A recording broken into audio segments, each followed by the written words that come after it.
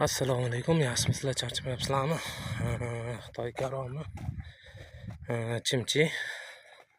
Xudo xolasa bugun mana selitra berdik. Selitra berib suv ochdik. Suv kelyapti. Xo'sh. Shu holatga kelib qoldi. Koreyskiy karomimiz. Suv kattaroq ochamiz. Sal kamaytirib normal yoqadigan qilib qo'yamiz.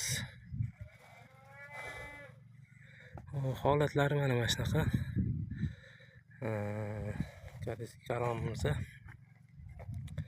Xo'sh, bu 90-100 kunda pishadigan sorti. Yaxshi yer bo'lsa 85-80 kunda ham pishishi mumkin. Sharoitga qarab. Buni endi savollar tushyapti, avgustgacha ekish kerak.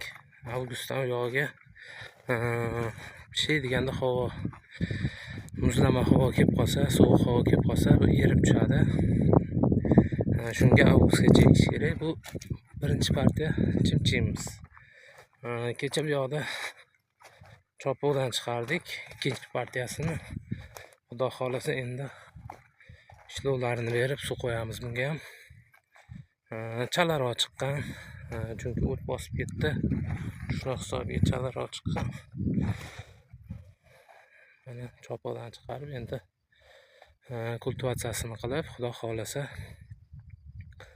xo'sh, dorisini solib suv qo'yamiz bunga ham. Mana shu ahvolda mana kapalaklar uchib yuribdi. Mana kapalaklar uchgani qurt tushadi degani. Shunga qurtga dori sepganimizga 5-6 kun bo'ldi. Xudo xolasa yana 2-3 kundan keyin yana sepiladi. Yana 5-6 kundan keyin 12 kunda sepamiz. Assalomu alaykum, yaxshimisizlar, charchamayapsizlarmi? Mana biz chopoqdan chiqqan chimchimizni Xitoy karomi kultivatsiyasini boshladik. Oralar kultivatsiya qilamiz. O'rtasida bitta qaldiroq yurib qo'yamiz hosilay. Mata bo'lib ko'rsataman.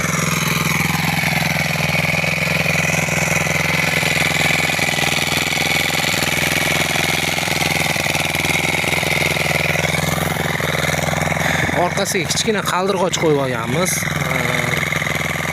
Kichkina qaldirg'och qo'yib, o'zini frezerda yuryapmiz. Ba'zi bir do'stlarimiz mata blokda ishlaganingizni ko'rsating deyishganida, shunga qo'yyapman bu videoni. Xo'sh, bu ikkinchi partiya chimchimiz. Chalaroq chiqqan. Lekin Xudoga shukr, holat yaxshi.